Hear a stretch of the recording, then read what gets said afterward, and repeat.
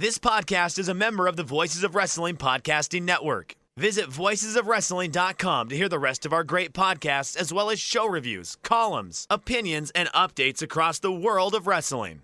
And I say, hey, what a wonderful kind of day. If you could learn to work and play and get along with each other. Welcome everybody to Wednesday War Games episode 10. Joining me as always is my lovely co-host Liam, who is on the cusp, on the day before going to see Poppy live. I'm very excited to see NXT alum Poppy live and in person at the Flemington Racecourse in Melbourne, Victoria, Australia on the 6th of December. You're just a super big fan of horses. That's the reason you're really going, isn't it? Yes. I'm hoping that they're going to run around the track while Poppy sings Scary Mask. Will he be like, this is Io Shirai's song? I'm going to film it, and it's just going to be me screaming in the background going, ew! And I'm going to post it to the Twitter. And I'm sure Io will love it. I hope she sees this, bro. They'll tag Io and she'll be like, that's my song. That was a cool meme, Garrett. You up with the memes? No, not generally. You are very anti-meme. You see, I don't try and understand a meme until I've seen it about 3 or 4 times, which usually takes about a week until the meme is irrelevant. So the time it takes for me to understand and then process and then perhaps even use, but I would never use a meme because I'm not a child, it takes about a week. Okay, Boomer. Got him. Got him. I'm the Ladies and we got him. He's done. He's roasted. Show's over. No reviews. Garrett's done. I got nothing. Really? Damn, man. I listened to you rant about Walter for 25 minutes. I give you a roaring yeah at the end. You can't give me anything? No, you've defeated me. And it only took 1 minute and 54 seconds. Liam, we're breaking format because NXT won last week. They sure did. Let's see if they'll win this week. Because you were like, before we were recording, you were like, oh, there's one of these shows I'm excited to talk about. We won't spoil which, Liam, because you don't like when I do that. But I was like, Liam, don't forget that NXT finally won. So we're finally talking about NXT first. And they had a cool... One thing NXT does well is they do these cool recap videos, I feel. I don't know why they did it this week instead of last week, but... This week we opened with Mauro talking, but then we went straight into Killian Dane versus Pete Dunne. I desperately want these people to get away from each other. This triple threat feud between Killian Dane, Pete Dunne, and Damian Priest is unbearable. The matches aren't particularly good. Why are they still fighting each other? They had their number 1 contendership match, and just go away. Just go away. Let me be free of this feud, Liam. We'll never be free of this feud because Dane and Priest still have unfinished business. That's like legitimately, I was upset. Because at the end of this match, Mauro was like, I hope Damian Priest's ribs heal up so he can face Killian Dane. I'm like, no. Can we move Peter onto something else, please? Have him wrestle Kushida or something, or one of the good people on this show. Win the Cruiserweight title or something, anything. Well, we have another... Why is Angel Garza getting another title match? Because he beat Strickland and then Leo... It's personal now. Oh well, alright. That makes sense. But Dane won in a kind of boring, basic NXT ass match. Yeah, I was like, after last week's NXT was so good, now we're back down to earth. We came crashing back down to regular old NXT this week, Liam, with just Killian Dane and Pete Dunne having their Killian Dane and Pete Dunne like basic 3-star boring match that you kind of it's not even a gentleman's 3. A gentleman's 3 is like they worked hard but didn't quite get there, so you give it a 3. This is like a 3-star match in spite of being boring, and it's like, go away. Yeah, it's like if it was done and someone who's vaguely interesting, this might have been a 4-star match, but because it was done, it was like that star was disintegrated and just removed entirely. Insane in the Dane, insane in the membrane. Oof. He said it the wrong way around. Also, he directly quoted a rap song in this match. Okay. It looked like a man, but he's animal raw. What rap song is that? That's from Run the Jewels. I know these Legend things. has it? Is the song. Sure. Also, he said, it's a runaway Dane on NXT. Get it? Wish I could run away. I wish I could get hit by that runaway Dane. What a real high energy. Let's go, baby. Yeah, it's a Killian Dane thing match. Dakota Kai got a promo. She's supposed to be wrestling Rhea Ripley. What do you mean, supposed to? We'll learn more in a moment. Undisputed Era come out, sans Bobby Fish. They're interrupted by Keith Lee, and they talk a lot about moments, and it kind of got in my nerves, because they're like... It's very WWE speaky.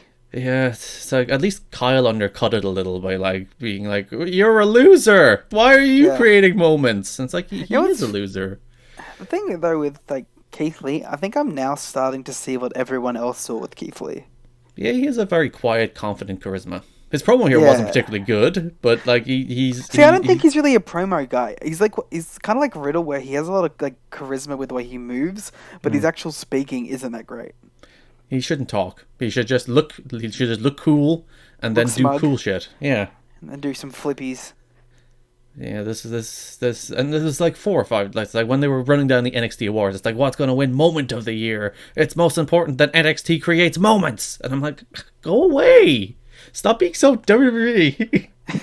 we go here to escape WWE. Yeah, not getting all your moments bullshit. Kushida, apparently he's fled Japan for the hellscape that is Japan, Liam. He's fled it to get a better life for his family. His daughter is adorable. She is. This package kind of depressed me, because it's like, Kushida got hurt and he got to spend time with his family, but now he's back in NXT. I'm out of here, sick of that. I was like, oh, he doesn't get to spend time with his family when he's not wrestling at NXT, when he is wrestling at NXT. Oh, poor guy. A real subtle self-own. Yeah, but Kushida's adorable, and Kushida's daughter's adorable. Kushida being adorable is probably more important there. Yeah, but we gotta stop being cynics. Yeah, look at him and his adorable face, and his daughter and him having, and he's like, oh, she's so chubby. Yeah, and like he was like, while I was away, I was trying to find the meaning of love. It's like, oh, you're like, ah. I like Kushida. Then we had Shayna Baszler against Shia Lee. Sure, it was a match. Shayna won pretty quickly. I thought it was like a nice little subtle story element that Shayna came out by herself, because she's like, I don't need them. I can win this easy. She certainly does not. We had a very long Mauro quote. All right, deep breath. I was going to tweet this, by the way. It's too long to tweet. No. Yes, it's 20 characters too long to put in a tweet. You know, China has over 500 gamers. Sorry, I've already bottled it. Well, all right, wait, and pick up. You know, China has over 5 million gamers, 500 esports teams, and Xia Li's offense, well, it looks like it's straight out of a video game, so China should be impressed. Meanwhile, Shayna Baszler, her opponent tonight, has proven to have more game than Mortal Kombat, en route to what could be an immortal career for the only 2-time NXT Women's Champion. He just kept on going. Rise up, gamers. Yeah, the gamers, this is the gamers match. Xia Li is the gamers wrestler. Is Xia Li a Dark Order conspirator? Sure. Put Xia Li in Mortal Kombat. You know what? Yeah, let's do it. Doing her nose, her fatality is she just kicks you in the face and breaks your nose. And Shayna just won, and it was cool, because Shayna's cool. Yeah. Then we got NXT UK star Cassius Ohno. We sure did. He has returned because, remember, there's Worlds Collide coming up in January because, well, no one remembered it. I like how, it's, okay. 205 Live may be dead because he's like NXT versus NXT UK, and I'm like, isn't there one more logo on that? Yeah, it was the same. I was like, oh, poor 205 Live has like formally been killed. I know they've like sort of merged it with NXT, but it's still its own show. It still has merged it, but then like Tony Nese is just showing up on Raw, so I don't get how these brands work. And like Arya Daivari is never on NXT, is he? No, well. Or Brian Kendrick. They want people to continue to watch. Or Jack Gallagher. All these people are still sequestered to 205 Live. He was on there. Oh yeah, he was. He had a match with Angel Garza. He lost. Sure did. Yeah, that means there's not going to be is there not going to be a takeover until April? I think Worlds Collide is going to be a mini takeover. So we're gonna get like, yeah, but it's gonna be a bunch of UK people on the show. Walter That's not- versus Adam Cole. Oh. Undisputed Era versus Imperium. War Games 4. They should actually just do that. They should just do another Why War not? Games. Like, we bought the ring. That's Royal Rumble weekend. But yeah, if there's not another like actual takeover until April, that's a long time to go without payoffs to these feuds. How long until we get either an NXT Royal Rumble or an NXT Money in the Bank? An NXT Royal Rumble, do they have enough people? It's literally the entire... they do, for the love of God. Look at how many people they have in the performance center. And I have like Kevin Owens be a surprise or something. Yeah, I think the Money in the Bank is more likely than the Royal Rumble. Maybe at the WrestleMania show. Or perhaps just at Money in the Bank, and they do 3 of them. Well, they don't normally run with Money in the Bank, do they? Well, no, but they don't normally do Survivor Series either. That's all changing up. Yeah, so they could be incorporating NXT into all elements of their pay-per-views. Who knows? Monthly NXT takeovers. Oof. Because I'd imagine they'll probably do an NXT title match at WrestleMania this year. I imagine so. I would be surprised if they did not, especially considering they did one on Survivor Series. Adam Cole versus Big John Gargano versus Ciampa, probably. Or who else could be in NXT by then? Who could they sign between now and then? The Forgotten Sons defeated Adrian Alanis and Leon Ruff in a match only notable for the chokeslam Leon Ruff took on the apron after the match, and he died. Yeah. Garrett, can I ask you a question? Yeah. After watching this episode of NXT, why would I want to go see Evolve? Well, you see, these hot young Evolve stars lost to the Forgotten Sons in 80 seconds. Like, okay, I don't want to go see these nerds. What if they booked Gunner against Leon Ruff in Evolve, and then you could see him chokeslam him on the apron and nearly die again? I take back all my criticism, I'm in. Good old Gunner. Remember Gunner? Old Gunstorm. It's amazing that he's still, like, around on NXT. Chokeslamming dudes. Like, there's going to be a period where, like, they're going to call Robbie E up to, like, the actual show, and it's just going to be, like, Trevor Lee, and they're going to bring Sam Shaw as well. And it's just going to be, the show is going to be Trevor Lee, Sam Shaw, Robbie E, Gunner. It's like, what's even happening? Sounds hellacious. Why have they hired these people? I like a lot of those wrestlers, but like they have no intention of ever doing anything with Sam Shaw, and yet they're like, we have to have him. So the NWA can't get him. Yeah, the NWA can't get Sam Shaw. He can't draw their posters. We were about to get Dakota Kai versus not Shayna Baszler, the other one, Rhea Ripley. There we go. Which is actually a match I kind of wanted to see, and then Well, I think they're saving it. Yeah, they probably are, but it's still. Dakota Kai's new entrance is amazing. Oh, it is. They just play, before she even comes out, they play her destroying the knee of Tegan Nox over and over again. It's like 4 different times they show her just slamming the door on the knee, and then she just walks out.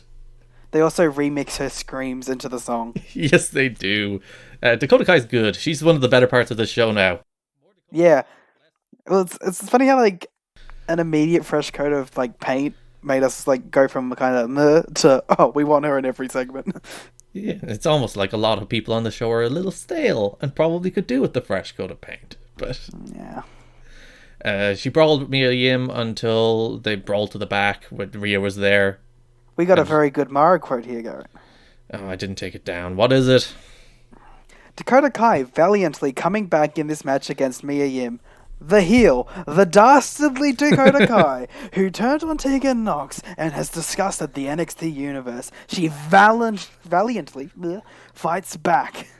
Yeah, she's the real hero here. Maybe it's like, remember 2010 TNA when everyone thought Sting was the bad guy, but it turns out Sting was just 6 months ahead of everybody. Dakota Kai's Sting is what you're saying? Dakota Kai is Sting. Tegan Nox is somehow manipulated. Tegan Nox be Sting? I was gonna say.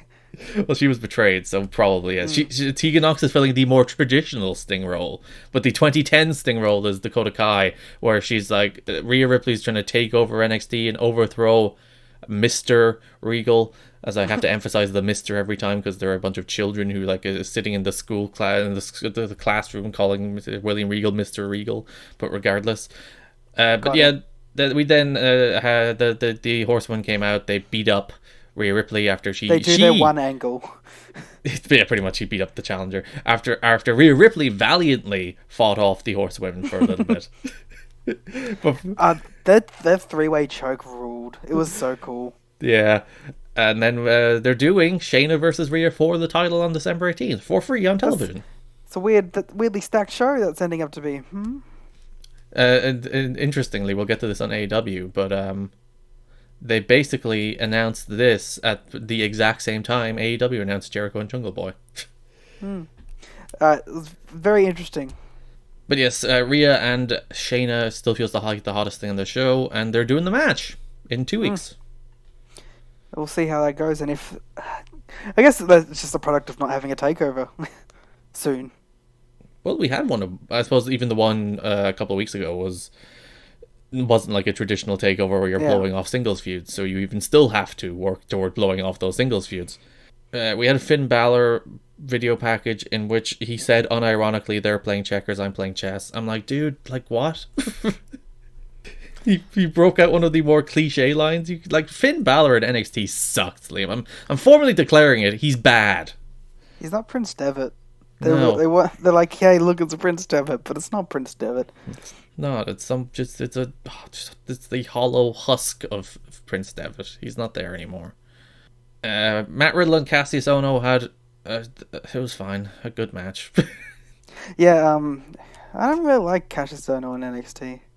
This match, there's nothing to this match. It's like, all right, he had him in a couple of cravats, and then he hit him with the Bro Derek, which I've already forgotten what it's a reference to. The fine folks in some Discord, actress. Yes, it's apparently a reference to some actress. The fine folks in Discord told us, but I've already forgotten. Yeah, it's a nothing match. This is just and like as the big showcase for the Worlds Collide upcoming. It's like, ooh, it's like, no, all right, I have no interest. I wonder if they do Riddle Walter on that show. Ono has started to stop doing as many strikes too, which is like, no, that's what made your NXT matches fun. Yeah, just elbow people more. Stop doing cravats. Yep. Riddle wins. Probably gonna get him Walter. Sure. Kushida was about to wrestle Raul Mendoza when Cameron Grimes showed up. Yeah, he just beat up Raul Mendoza and replaced him in the match because apparently that's how it works. Well, yeah, Regal said it was alright. There's precedent because there was the Forgotten Sons did the same thing like 3 weeks ago. So yeah, I think they want to establish that like anything can happen. Apparently there are no rules, there are no standards, and matches just happen on a whim. You know what I do appreciate though? What? I like them attempting to make these nothing matches worth anything. It's like that would have just been Cameron Grimes comes out, Kushida's music comes out, they have a little match. At least now it was like, oh, Grimes, he snuck his way into this, and Kushida was unprepared. It gave like something that would have been nothing a slight story. But then I was mad because Grimes just lost. Like, well, yeah, but Grimes is a big loser. It was like he snuck his way into this match. Kushida was unprepared, and Kushida won in 4 minutes. Just have him beat Mendoza. Like, come on. Grimes can only win in like flash endings. That's his shtick. You can only beat people in 8 seconds, and if it goes longer than that, he's guaranteed to lose. Basically, yeah. And then we had the best thing on the show, the main event. Dominik Dijakovic, Keith Lee, and Tommaso Ciampa against the Undisputed Era in a very fun 6-man tag match until the finish. It was just like Finn Balor showed up and then Keith Lee won. But yeah, the match was good. Undisputed Era is the best thing on the show. They're really like this. They are the glue that holds the show together, and if they were not there, the show would be a much, much bigger disaster. Yeah, you're probably right there. This match was I got nothing to say about it. NXT, like, you were so good last week, and then you reverted to form, and you're back to your boring ass show with like, I'm looking like, what did I like on this show? I thought the Rhea and the Rhea and Shayna segment was good. I enjoyed the main event, and everything else. Dakota Kai's entrance, very good, and then the rest of the show, it's just sitting there being NXT, being boring. Being like just existing for the sake of existing, Mauro shouting over all of it, and I'm just like, ugh, you were so close, NXT. You had a very good week, and then you just went back to being boring and crap. And on top of all that, not a single flag to be watched. That's a travesty, Liam. I'm upset for you. Yeah. So what matches did we get announced? In the end, we got the Triple Threat next week, Cole versus the winner in 2 weeks. And Rhea versus Shayna. Yeah, Mia Yim is it Mia and Dakota next week as well? Maybe they had a little brawl out the back. And Leo Rush against maybe Angel Garza next week. Killian Dane versus Punishment Martinez. Oh, Or Damian Priest. Lord, take me now. Fight forever. AEW Dynamite! Wow, this show ruled. AEW is real good. It's back to form. It's like, yay! Who are we to doubt them? Give them all their viewers back. Yeah. 200,000 of you that switched off last week, you better have stayed on this week. We opened the show with Dustin Rhodes and the Young Bucks defeating Santana Ortiz and Sammy Guevara, and like a damn good match. They could give me this exact same match, basically. This exact same 10 to 12 minute Young Bucks 6-man tag every single damn week, Liam, and I will eat it up with a spoon. I've worked out that the good test for what Dynamite's going to be is if the Young Bucks are in the opening match. If the Bucks open the show, you're probably having a good Dynamite. They do set the tone. They do establish the pace from the beginning, because they're the Young Bucks. They're the best tag team in the last 10 years. I really like this match because it was like, what if Dustin Rhodes worked PWG? Yeah, he was doing freaking Canadian Destroyers. Yeah, this ruled. And Dustin had cool Young Bucks gear. He did, including tassels. I wish the Bucks had face paint. I wish they went the other way around. I wish the Bucks had full Dustin Rhodes gear. They wore the jumpsuits with face paint. Good stuff. Great match. I love Sammy, by the way. I love Sammy's obnoxious YouTuber character where he just wants to vlog everything. Him getting the phone mid-match is amazing, but he's going to break his phone. He's just a turd. He's like Logan Paul, who's like, if Logan Paul was a wrestler, he of course he would film shit in the middle of his match to put in his dumbass blog. But that makes sense, though. It's like, what would a snooty YouTuber heel be? This. This obnoxious shirtless man all the time who constantly films himself. I have one commentary note already. Mm-hmm. I thought they were better this week, by the way. They were better this week in general, but I really wish Tony and JR wouldn't talk about football. Because I don't care about college football. Talk about the fucking match. Listen, leave the poor old men alone. When they're talking about college football, they're not giving out about tags or something. So talk about it in their goddamn podcast. I do like the way JR plugs their podcasts every single week. He's and his live shows as of this week. He's just getting his shit in, isn't he? I can't blame the man. Tony is the moderating force there. They were much more tolerable this week. Let's just give Tony and Excalibur a week and see what happens. It's fun, like Nyla Rose and Nyla Rose and Excalibur were really fun on Dark this week. Like, Excalibur has easy chemistry with literally everybody except like JR. He spent the last 10 years on commentary with random people after every match. Yeah, and he establishes rapport and has fun banter with all of them except JR. Yeah, it's because JR doesn't like fun. He doesn't. Yeah, Dustin Rhodes, that man. Put him in these 10 matches to hit power slams, and it's always good. The man can hit a power slam. Yeah, he's great. He's always been good, though. That takes us straight into Trent against Phoenix, which was not as good, but still a fun match. I think I liked it a little more. You liked it more than the opener? I think I did. My goodness, I thought this was like a nice little solid match. It wasn't as good I liked very weird matches on the show. Yeah, I didn't think this was as good as Phoenix and Nick Jackson. I didn't think this was as good as Trent against Pac. I was going to say, I thought this was about as on par as Trent and Pac. Ooh, I think you're on an island there. I think the general consensus is good, not great. I don't know. I really dug this. It was cool flips, and I was in the mood for cool flips. I do love Phoenix. Phoenix is like the best wrestler. I think you were on the money when you said Phoenix was going to challenge for the AAA title on the next AEW show. Yeah, I think that makes sense. And him against Kenny is like, Kenny has nothing to do. He already blew off Pac, so Phoenix has 2 big singles wins now. So, and that match will rule. Have you seen the AAA match yet? I haven't, but I've heard. I haven't either. I need to get around to it. I haven't seen their match they had last year in New England Wrestling. Yeah, which was also I have seen that match though. Highly critically acclaimed. Yeah, I'll get around to it. Phoenix won. Phoenix is great. Phoenix, if you were like any wrestler in the world, you could only watch their matches from now on. Like, there's a good chance I'd choose Phoenix. Yeah, he's up there.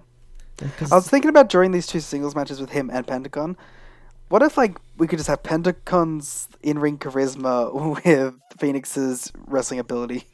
That would be ideal. That's the perfect wrestler all of a sudden. Yeah, combine them. The Lucha Bros should fusion dance and form the Lucha Bro, and they'd be great. Penta Phoenix. I then had visions of them coming out in flip-flops because they're bros.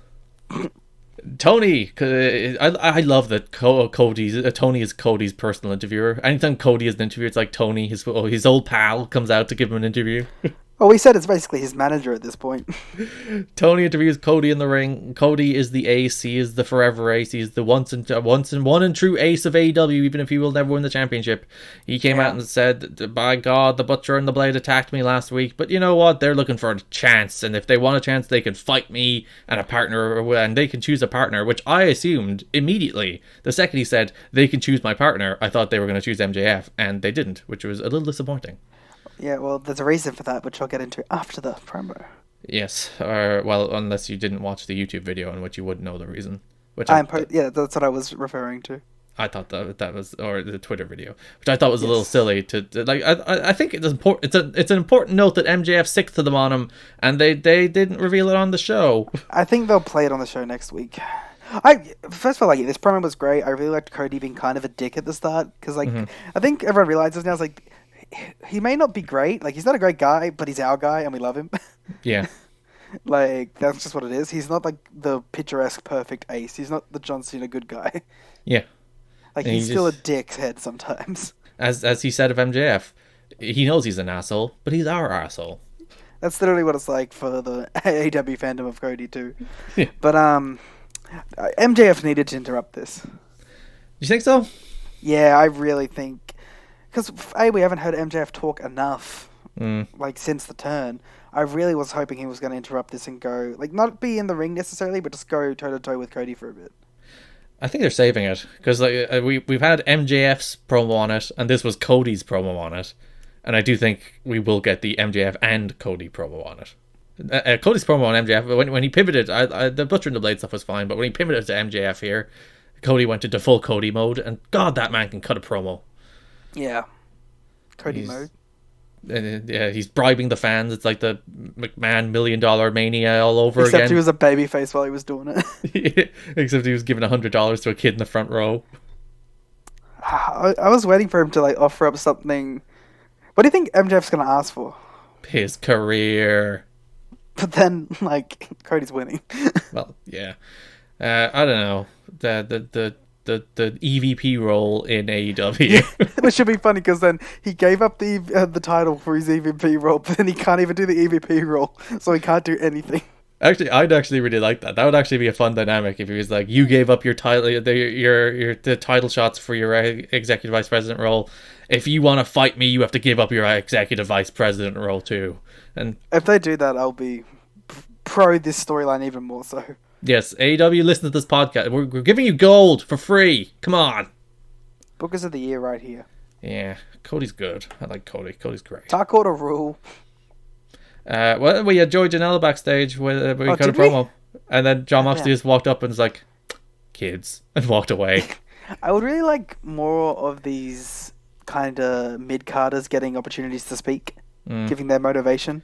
Because I was like, yes, more of this. You got to get more of my guests at this time interviews, Liam. I think we do, actually. I would ideally they'd be more dynamic than the WWE ones, but yes, I'm a big fan of those stand-up promos backstage. Just cut to the set, like let a guy cut a 90-second promo, let him go. Especially for guys like don't get a lot of TV time. Yeah, we once again got a Dark Order video package. Dark Order are Super Smash Bros, but Gamergate. Yeah, it's hey, look at these comic nerds doing their comic shit, and it's great.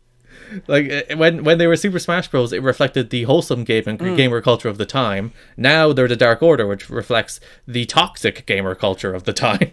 To be fair, that's exactly what we wanted. Yeah, that's what we called for week 2 of this podcast.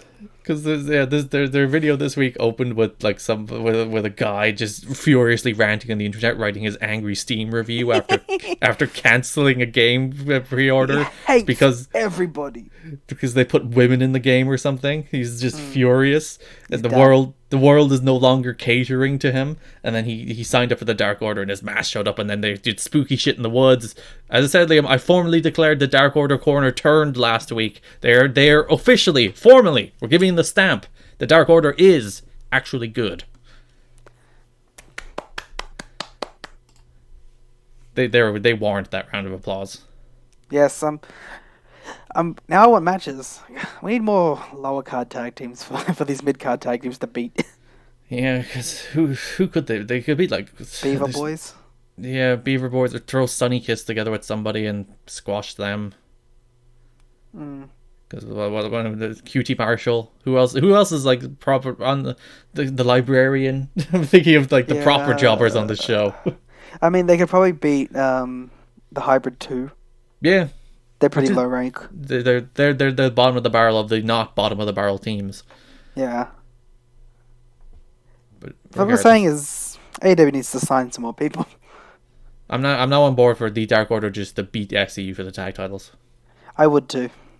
Like if you're not, because it seems like you're doing at least a few months of Pentagon and Phoenix separated. Mm-hmm. Private Party shouldn't really go yet. I don't think SU should have a massive run with it. I did forget to mention Trent weirdly attacked Phoenix after their match.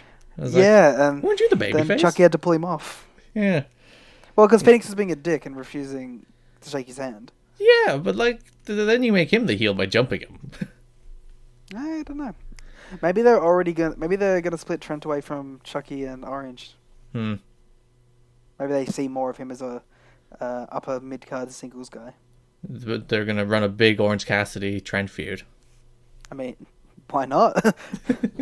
Nyla Rose squashed Leva Bates, but the more important thing happened during the commercial break, where she was beating up the referee, beating up Leva Bates more. Shayna tried to make the save. Then she powerbombed the referee through the table, powerbombed Shayna through the table, but more importantly, they cut to Britt Baker in the crowd doing the Britt Baker takeover face. And Excalibur on commentary said, "That's Adam Cole's wife," and it was very Girlfriend. Good. Same thing.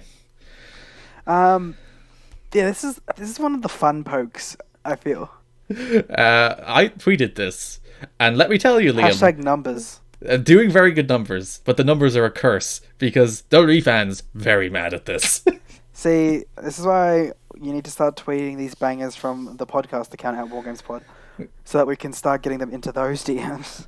We gotta start promoting the brand. But yeah, like this, I don't think I've had more quote tweets on any tweet in the history of tweets I've tweeted than that tweet. Quote tweets from WWE fans going that was actually bad? Oh, like literally hundreds. I'm not even like literally hundreds, Liam.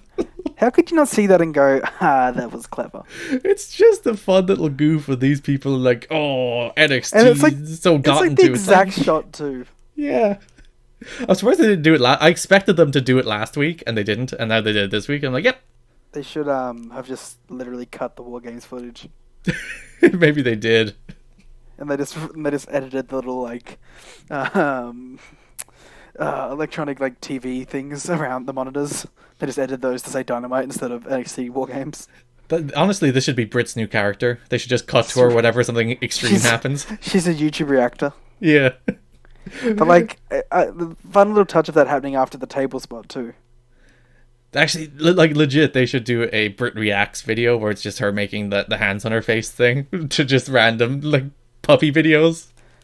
It's just that on loop. Yeah, it's just like something. It's like all the extreme moments from AEW, and they just cut to that same clip of her they definitely looking concerned. Need to tweet the GIF so people can make their memes on Twitter. Just splicing that footage into everything. All right, now we got the highlight of every Dynamite. He is so good.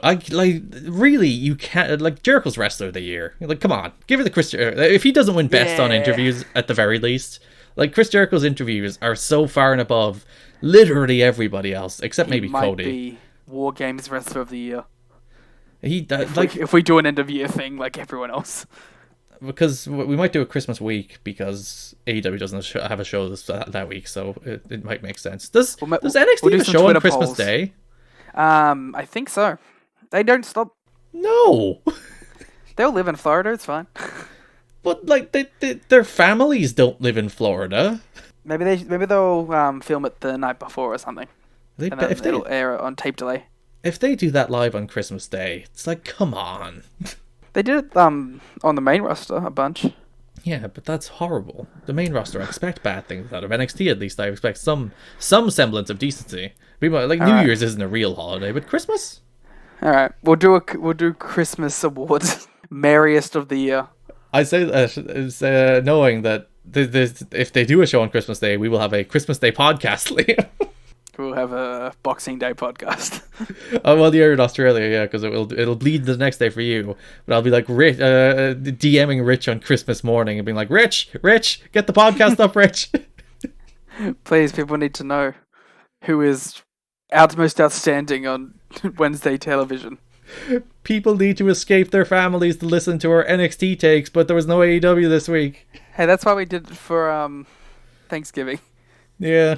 Come to us when the rest of the world sucks. Anyway, Le Champion Chris Jericho came out. He hyped up his bubbly, which has sold 12,000 bottles, which is a lot of bottles. And then he wrote not a list. In fact, before he revealed the list, he said the word list, and the crowd popped for the word list. And then he was like, "Oh, you fools! This isn't a list. That's 2016. This is the lexicon of Le Champion." Very good. He then ran down a series of names of people who will not challenge him, including Moxley, 4-5 different times. Did you notice the one he ended on, Liam? What was the one he ended on?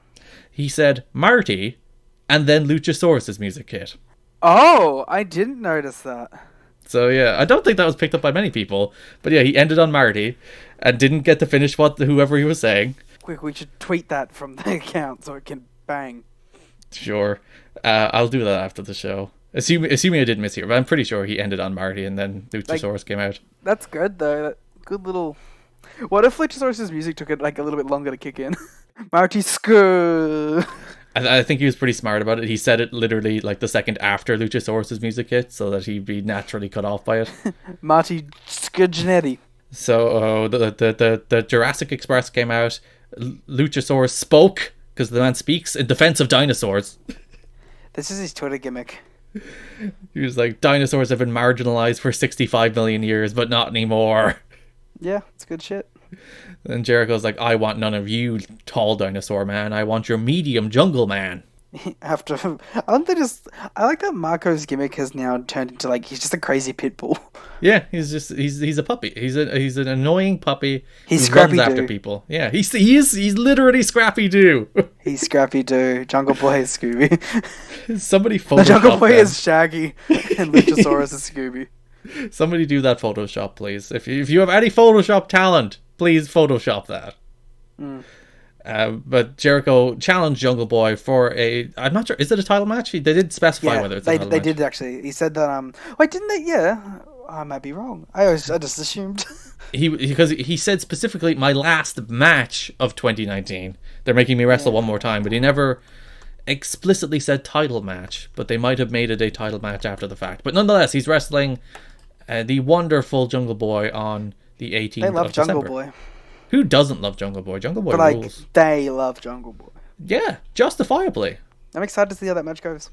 That match should be very fun. I'd like Chris Jericho wrestling the mid-card guys. I love it. Fair enough, the Scorpio Sky match wasn't great, but the Derby match was phenomenal. And yeah, let him wrestle. Let him try and get these mid-card guys over by association. Good shit. Jericho's the best.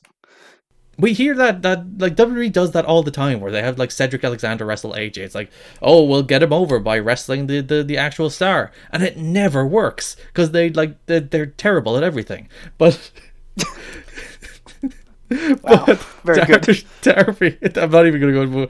We did a 3-hour podcast on what's wrong with WWE in 2019. Go listen to this week's Wrestling Omakase, and like, I don't even think we scratched the surface. I think we could have legitimately went twice as long just going through like the myriad of problems with that company. There's just layers of issues. Layers on layers. Like, legitimately, if you were to try and get to the bottom of what's caused like the rot in WWE over the last 2 years, it's like it's a thesis. You'd have to write a book. You'd legitimately have to write a book about it. Perhaps someone will. I no doubt somebody will. Maybe I will someday, Liam. The rise and fall of WWE. The rise and fall, and then rise again because people gave them shitloads of money for television of WWE. And then creative fall. Hikaru Shida faced Chris Statlander in a damn good match. God, I love this match. This match ruled. I love this match. I love Statlander's theme. It is an absolute bop. Mm. I loved the story of the number one seed losing to a complete, like, unranked wrestler. I think that's great. And this show is so good. I love this show. Yeah, I love... Chris Statlander might be my favorite women's wrestler today. She was phenomenal in this match. She was great last week. Far and away the best person on that in that 4-way or tag team match. God forbid. Like, great in ring, great look, great, like, for someone so young in the business, great understanding of how her body mannerisms should be. I was like, so good. During this match, I was like, this show is great. This show is fantastic. It's one of the best episodes of AEW. And then the rest of the show wasn't like the best. But God, up until this point, I loved this show so much. And this match, the Chris Statlander, push her to the moon, put the belt on her. Her and Rio, that should be the pay-per-view match. She's gonna be the one, I feel. She's the ace that unfortunately Britt didn't really work out to be. Her is the number one, and other people is number two. Like, good, real good stuff. So then we had a post-match angle. See, I liked the first half of this. I didn't, because Brandy chewed the living hell out of that. She played that as broad and big as humanly possible when she was cutting that promo. I liked the content, though. I really liked her, like, incentive to Chris was, hey, join us because the Elite are really over, and you will get over by association. But she's not in the Elite, she's in the Nightmare Collective. It's like the broader outside circle. Yeah, DDP's over shit. Did you not see last week? You could be like DDP. They should have called her the outer circle, because it's like the outside of the Elite. A lot of cults on the old AEW Dynamite. There's 3 of them at the moment. There's like 3 different evil goth stables between the Butcher, the Blade, and the Bunny, the Dark Order, and this. They're all just like weird evil goths. I do like that, like, Dark Order and this are at least different kinds of cult. This seems to be straight edge society, pledge yourself to us and we will set you free. And the Inner Circle is more like, hey, you're a fucking loser. Yeah, you're a nerd. Go be less of a nerd. Yeah. They recruit exclusively in YouTube comment sections. Exactly. Where all the nerds hang out. Then Melanie Cruz, I think it was Melanie Cruz. Yes. What? Okay, she shouted from we ringside. all know her, of course. Yes, she's in Rise. She did. I Billy recognized Corgan's her, but I didn't put the name to her. She's been around for a while. She volunteered from ringside to have her hair cut, and they did a very bad job of cutting her hair. She just kind of had like a cool little bob at the end. Yeah, thankfully, I think most of the bad job cutting her hair was during the break, but they cut off her ponytail. I was like, oh yeah, that's a nice visual. And then they tried to shave her head with shears, and it didn't go so well. None of the hair came off. This kind of all goes to my theory that, like, Kong is going to be tag champs and not world champ. Mm-hmm. So, like, they'll have Melanie in there to work a majority of the match. Next week, we will have the Butcher and the Blade against Cody and QT Marshall, as well as the Young Bucks versus Santana and Ortiz in a street fight. I'm excited for Butcher and Blade debut. Especially, well, they're wrestling QT Marshall, who's there to die. But other than that... Yeah. I'm excited to see what spooky music they'll have. What various... Ali cut a good promo on the show. Was that later in the show, or did we miss it? That was later in the show. Ali cut a good little 20-second promo just saying, look, this is who we are. Yeah. Braxton Sutter should wear that mask while wrestling somehow. It's like he looks way cooler with it. I don't think that would be very practical. Well, you gotta suffer for your art. Pentagon defeated Christopher Daniels in a kind of a bad match. I liked it, but I liked it because I liked that it was basically just an 80-20 squash. With like Daniels fighting back but then getting dropped. It very much pains me to say this. Chris Daniels has finally started to show his age, and I noticed that while watching this too. Well, there's the very obvious moment where he completely messes up the slingshot moonsault on the. I thought that was on purpose. No, the fact that Pentagon immediately rolled him in, to me that seemed intentional. He may have intended to miss it, but I don't think he intended to completely fall. Completely. I think he did. No, he didn't. I was watching that and I don't know. Maybe I'm just jaded to it all. But to me, I was like, that seemed like that was the point. Pentagon was too prepared for what to do. There was no like change of pace. Because Pentagon's a pro. It's not it's not like the match was. It's like he fell and Pentagon rolled him in the ring. It's not like he went into an elaborate exchange afterwards. I think it was planned. No, it wasn't. He might have intended to. He might have missed it, but I don't think he intended to not even get the springboard part of it. He landed on the ramp, and I'm glad they have the ramp for TV. TV. But yeah, it very much pains because Chris Daniels was a marvel who just did not age for all the way through his 40s. He looked the same, he wrestled the same, and I think time has finally caught him, which is a little upsetting. He won a world title, and then that's the key to forever be like a mid-carder up a mid-carder. Yeah, you always have that hunger. Yeah, but as soon as you win a world title, downhill. You get comfortable, but yeah, just keep him to six mans. He's fine in that kind of role. Yeah, probably even him and Kazarian would still be fine, I think. Yeah, I don't think he can carry singles because even the Shima match was a good match, but I don't think a patch on what you would expect from Chris Daniels against Shima. Where's Shima? I need more of him on these shows. Yeah, give me frickin' Strong Hearts. Where is Lindemann? Where is T-Hawk? Where Why are are they Strong on Heart Dark? Six-mans? Where's Seki Yoshioka? Why haven't we gotten Strong Hearts against the Elite yet? Give me that match. Give me the match. Jon Moxley showed up.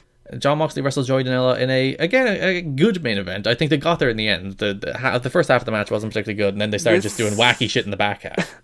This was a very AEW main event. It was. Moxley's wearing his pants now. He's dropped all pretenses of wrestling gear. Yeah, Moxley looked gigantic compared to Joey Janela. Joey Janela isn't a big guy. He's not, and Jon Moxley is standing next to him because Jon Moxley is also jacked. And just standing next to Joey Janela. I don't think Jon Moxley's even particularly tall. I never looked at Jon Moxley. Yeah, so he's I would have said average height, but standing next to Joey. You think 6'4" is average? He's not 6'4". He is 6'4". He is not 6'4". Because Trent and Chuck are 6'4". No, Jon Moxley's not 6'4". He's wrestling 6'4", baby. Which means he's 6'2". He's not a hope. If he said he's 6'1", I would have been like, yeah, that checks out. I'm gonna go 6'2". I'm locking in 6'2". What's 1.93 meters in feet? 6'4". That says 6'3". I'm still dubious of that being his actual height. He's a tall guy. He's not that tall. He's pretty tall. Though I say that when he was. He's taller than Roman and Seth. He's not taller than Roman. He is tall. Go look at the photos of them next to each other. Now I have to Google a photo of the Shield. This is just devolving. No, he's not taller than Roman Reigns. He's totally taller than Roman. He's not even taller than Seth. I'm Googling it. This is what this is. I'm looking at a photo right now, and they are the same height. No, Moxley slumps too much, but he's definitely not taller than Roman. I'm looking at a photo of them not slumping right next to each other, and he is the tallest. He's not. He is. Is it a photo or a graphic? It is a photo. No, he's not. He is. He's the shortest of the three. He is not. He's definitely the shortest of the three. I'm looking him and this is okay. Let's go off this. This is not good audio. Jon Moxley is bigger compared to Joey Janela, shorter compared to Roman Reigns and Seth Rollins. That is our thing. But yeah, the back half of this match I think was a little fun because they just started doing the German headfirst Germans into turnbuckles and bumps through tables and wacky crap, and then it was pretty good. Mm-hmm. And we closed the show with Chris Jericho doing as Mox wins, by the way. Oh yeah, of course, that's what we're taking for granted. Moxley won, and we closed the show with Chris Jericho doing the exact same tame, underwhelming walkout. This feels like when we book TEW segments and we don't really know what we're doing. We're like, last week Moxley walked out, this week Jericho walks out, and then we don't put any more thought into it than that, and that's what they just did it on this show. This feels like we have 8 weeks to keep this feud going. Yeah, and it was just as disinterested and boring a walkout as Moxley's was last week, which I guess it's a very good satire, Liam. There you go, it was just parody. Yeah, the last half hour of the show wasn't great, but the first hour and a half of the show was tremendous. AEW's back, Liam. Mm-hmm. I mean, let's not get ahead of ourselves. Match of the night. Chris Statlander versus Hikaru Shida. I will probably go with Dustin Rhodes and the Young Bucks against the Inner Circle. And which show was better, Liam? I'm gonna go for AEW Wednesday Dynamite.